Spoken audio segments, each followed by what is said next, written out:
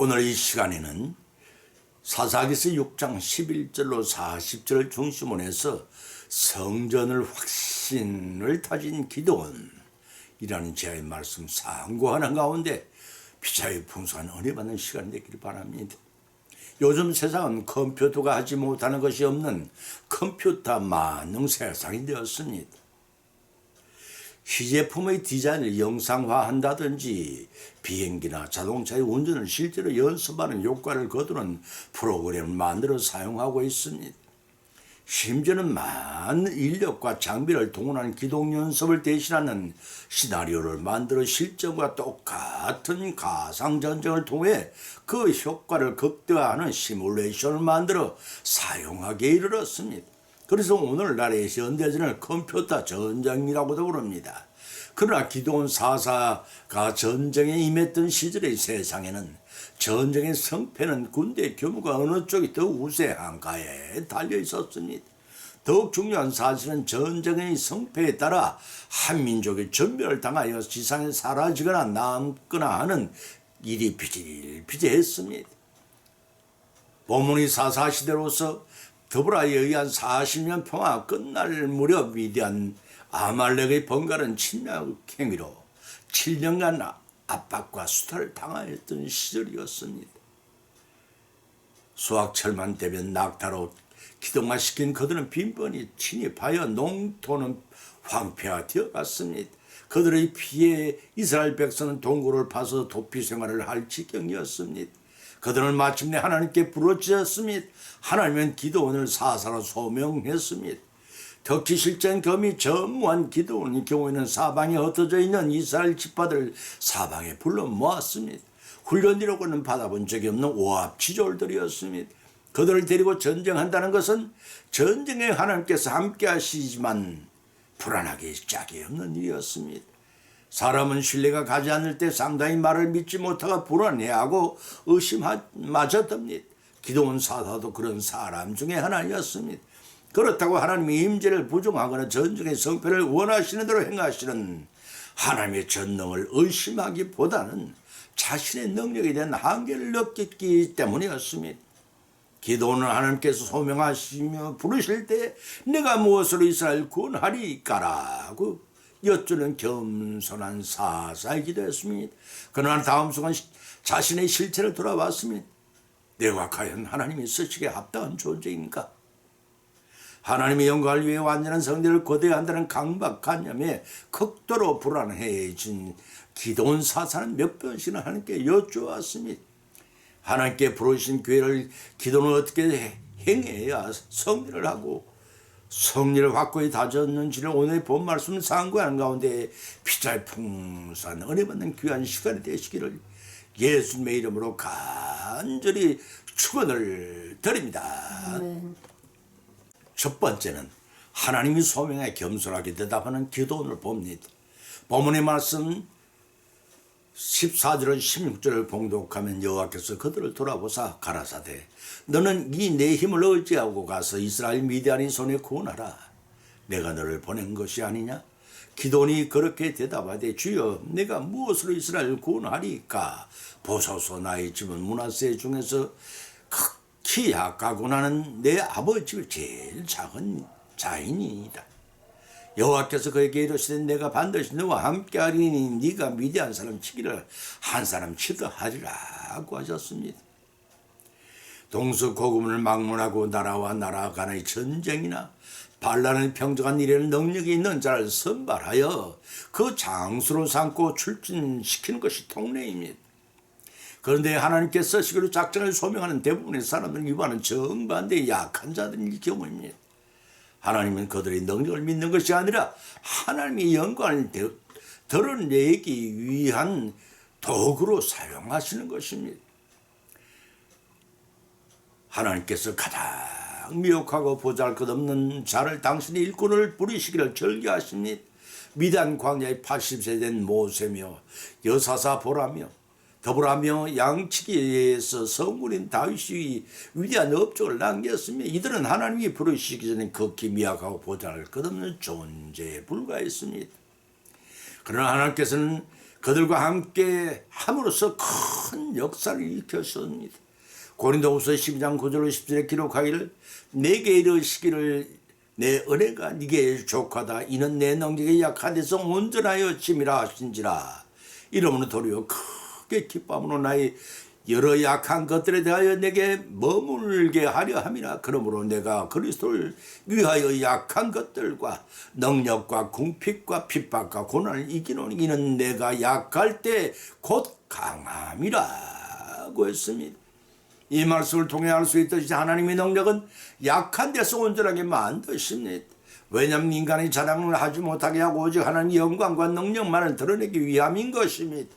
고린도서 1장 26절 33절의 말씀입니다. 다른 성도들은 자신이 부족하고 인간적인 조건이 매우 보잘것없다 할지라도 조금 더 낙심하거나 불만스러워할 필요가 없습니다. 오히려 자신의 위치에서 최선을 다하면 하나님이 그를 더 크게 사용하시기 때문입니다. 본문 14절에서 너는 너의 힘을 의지하고 가서 이스라엘을 미디안에서 구하라고 하셨습니다. 여기서 너는 내 힘을 의지하고 라는 말씀의 뜻은 기드온 자신의 힘을 의지하는 뜻이 아니라 하나님께서 기드온과 동행하셔서 그에게 불어넣어 주신 능력으로 하라는 것입니다. 그런데 기드온이 이 말씀을 깨닫지 못하고 본문 15절에서 자신의 힘을 의지하고 나가 싸우라는 말로 오해를 했습니다. 그래서 기드온은 내가 무엇으로 이스라엘을 구원하리까? 라고 하나님께 반문했던 것입니다. 이 말씀은 곧 내가 무슨 힘으로 미디안과 아말렉 동맹군을 쳐버릴 수 있겠냐 나약한 표현입니다. 그런 의미에서 기도는 자신이 처해 있는 입장과 처지와 형편을 하나님께 알려드렸습니다. 나의 집은 약하고 나는 작은 자라고 환기시켜드렸습니다. 여기서 나의 집이란 단순한 가정이라는 울타리를 벗어나 시족이나 문중을 의미합니다. 그 시족이나 문중이 약하다는 것은 인구가 적어 군사력이 약하다는 뜻이기도 합니다. 또한 가장 작은 자는 가정이 어리고 나약한 자라는 뜻입니다. 따라서 기도는 자신이 미단을 처벌로서 선봉장이 될 최상의 자격을 갖추었거나 거의 시족이나 문중이 메뚜기 때와 같이 정도한 미디안과 아말렉군을 쫓아낼 군사력도 능력도 없음을 표현하고 있는 것입니다. 이러한 기도인의 생각은 아직도 하나님 능력을 믿지 못하고 자신이 듣고 경험한 바 인간적인 지식과 방편만을 찾고 믿고 있음을 알 수가 있습니다. 사랑하는 성도 여러분, 여러분이 기도원의 경우에 따르면 여러분은 어떻게 하나님께 말씀하셨으리라고 생각이 되십니까? 전능의 하나님이라고 믿고 의지하면서 막상 큰일이 닥치면 아버지의 능력을 의심하고 불안할 때에 그 아버지의 심정은 또한 어떠하리라고 여기십니까? 하나님께서는 믿지 못하는 기도를 나무라지 않으시고 오히려 내가 반드시 너와 함께 하리라 자상하게 위로해 주셨습니다. 두 번째는 두 가지 표적을 확신하는 기도원의 사사의 경우를 봅니다. 본문의 말씀 17절과 36절 40절을 발췌하여 봉독을 하면은 오늘 이 시간에는 사사기서 6장 11절로 40절을 중심으로 해서 성전을 확신을 타진 기도원이라는 제의 말씀 상고하는 가운데 피차에 풍성한 은혜 받는 시간이 되기를 바랍니다. 요즘 세상은 컴퓨터가 하지 못하는 것이 없는 컴퓨터 만능 세상이 되었습니다. 시제품의 디자인을 영상화한다든지 비행기나 자동차의 운전을 실제로 연습하는 효과를 거두는 프로그램을 만들어 사용하고 있습니다. 심지어는 많은 인력과 장비를 동원한 기동 연습을 대신하는 시나리오를 만들어 실전과 똑같은 가상전쟁을 통해 그 효과를 극대화하는 시뮬레이션을 만들어 사용하기에 이르렀습니다. 그래서 오늘날의 현대전을 컴퓨터 전쟁이라고도 부릅니다. 그러나 기드온 사사가 전쟁에 임했던 시절의 세상에는 전쟁의 성패는 군대 규모가 어느 쪽이 더 우세한가에 달려 있었습니다. 더욱 중요한 사실은 전쟁의 성패에 따라 한 민족이 전멸을 당하여 지상에 사라지거나 남거나 하는 일이 비질비질했습니다. 본문이 사사시대로서 드보라에 의한 40년 평화 끝날 무렵 위대한 아말렉의 번갈은 침략 행위로 7년간 압박과 수탈을 당하였던 시절이었습니다. 수확철만 되면 낙타로 기동화시킨 그들은 빈번히 침입하여 농토는 황폐화되어 갔습니다. 그들의 피해 이스라엘 백성은 동굴을 파서 도피 생활을 할 지경이었습니다. 그들은 마침내 하나님께 부르짖었습니다. 하나님은 기드온을 사사로 소명했습니다. 덕지실전 겸이 전무한 기드온의 경우에는 사방에 흩어져 있는 이스라엘 지파들을 사방에 불러 모았습니다. 훈련이라고는 받아본 적이 없는 오합지졸들이었습니다. 그들을 데리고 전쟁한다는 것은 전쟁에 하나님께서 함께 하시지만 불안하기 짝이 없는 일이었습니다.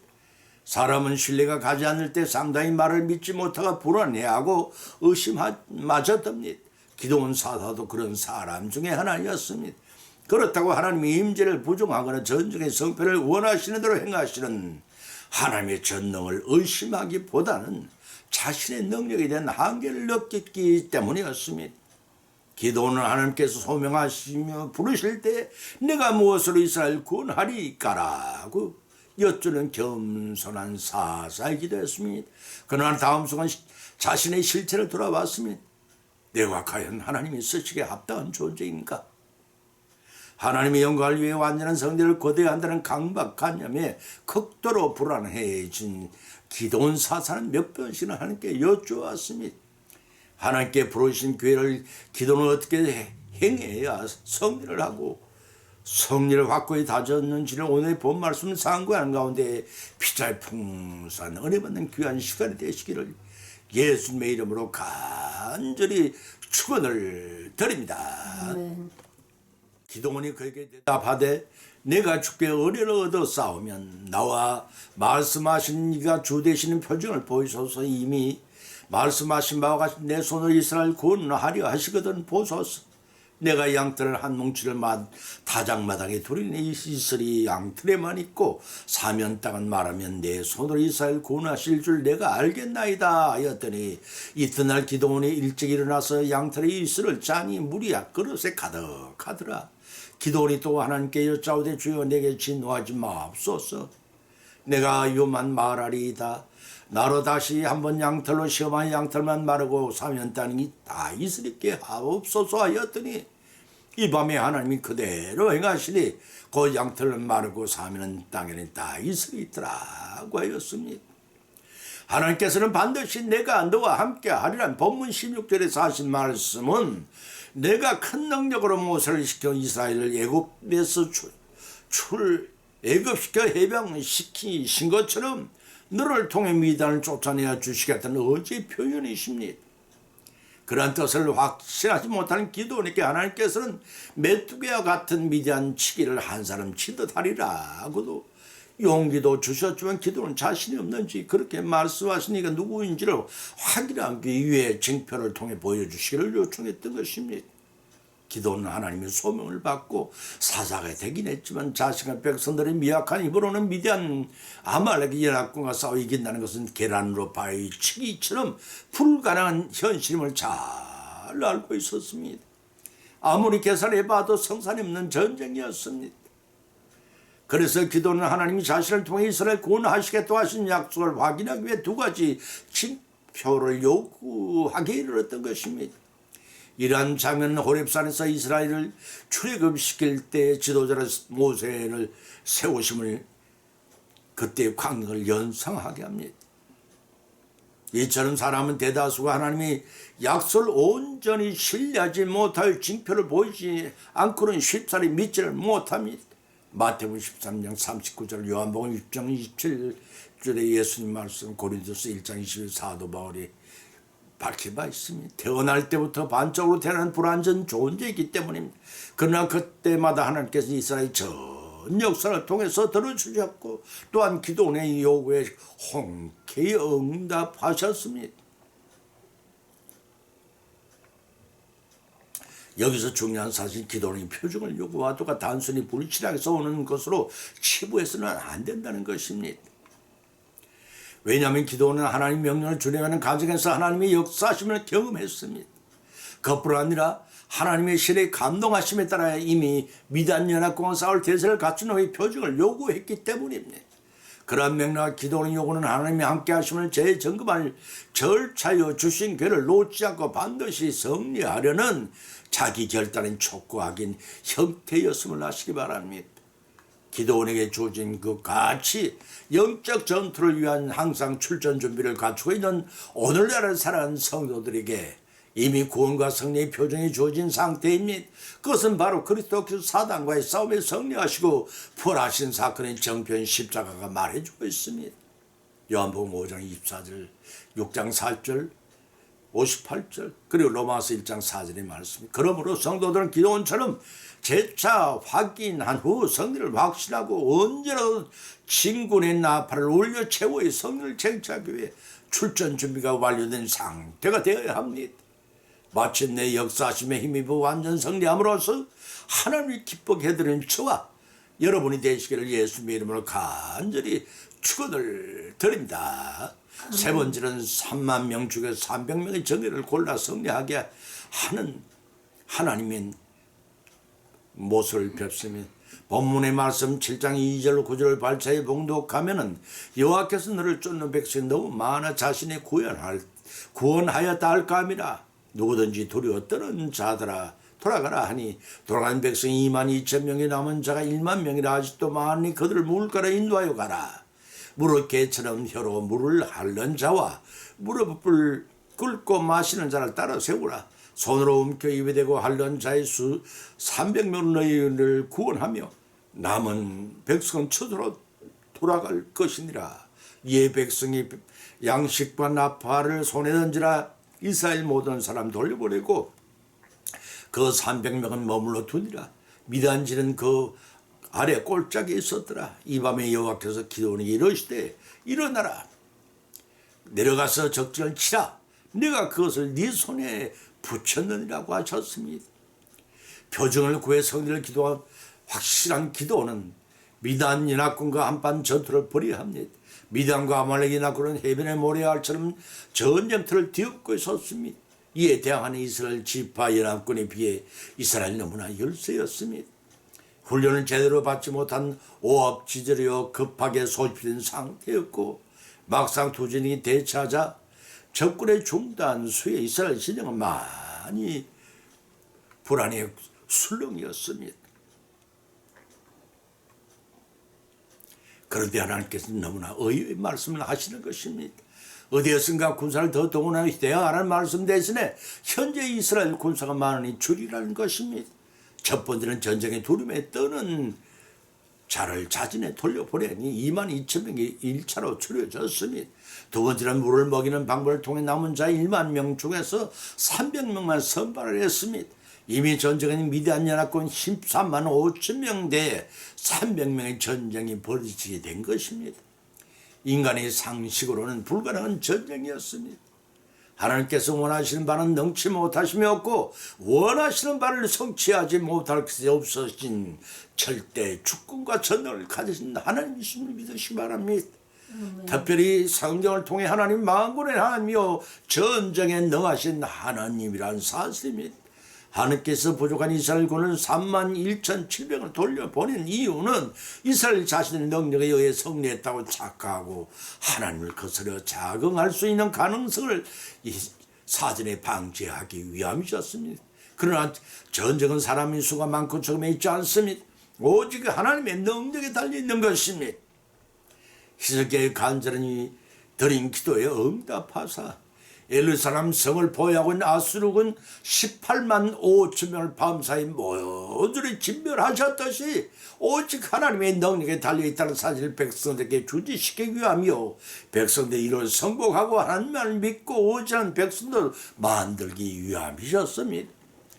그러나 상백명의 군사로서는 누가 봐도 미디안 연합군과 전쟁에 이길 가능성이 희박했습니다. 하나님이 개입하시는 방법밖에는 없는 처지였습니다. 이를 통해 하나님의 도우심 때문에 전쟁에 승리했다는 사실이 자명해진다면 백성들은 하나님께 주신 성님을 인정하고 하나님께 감사와 참여 영광을 돌릴 수 있게 될 것입니다. 그와 같이 하나님의 은혜가 아니면 오늘날 우리도 구원을 받을 수가 없습니다. 고린도서 15장 10절에 기록하기를 나의 나 된 것은 하나님의 은혜로 된 것임을 알아야 합니다. 이를 명심하여 더욱더 겸비하여 온전히 하나님을 의지해야 합니다. 하나님께서는 하나님을 의지하는 자를 내치지 아니하십니다. 기도원이 그러했습니다. 성례의 확신을 가지고 확고히 다진 기도는 그날 밤 하나님 명령에 순종하여 야습을 강행했습니다. 그 결과 미단 연합군 14만 5천 명을 격파하고 이스라엘을 구원하는 하나님의 도구로서의 사명을 잘 수행함으로써 주신 기회를 놓치지 않고 하나님의 영광을 드러냈던 것입니다. 결론은 맺습니다. 오늘 본 말씀 상고하는 가운데 각자 믿음대로 은혜를 받았고 또한 세 가지 교훈을 받은 줄 압니다. 그 첫 번째는 하나님이 소명에 겸손하게 대답하는 기도원과 같은 성도가 되라는 것입니다.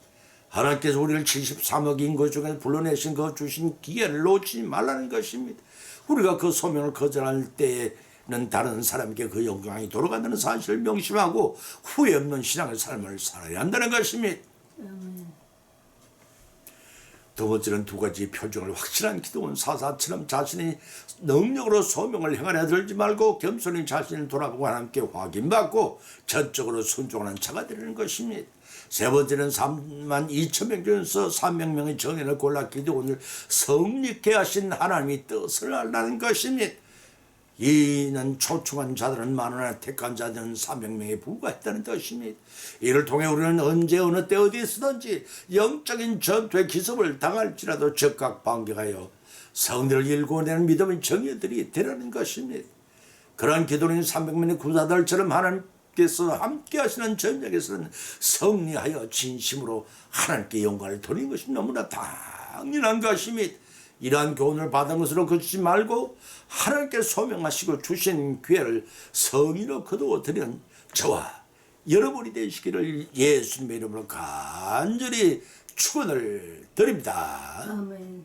347장 올리겠습니다.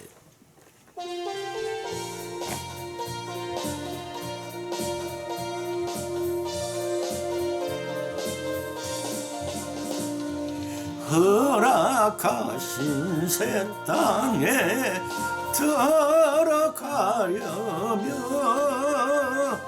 마음의 준비 다하여 힘써 일하세.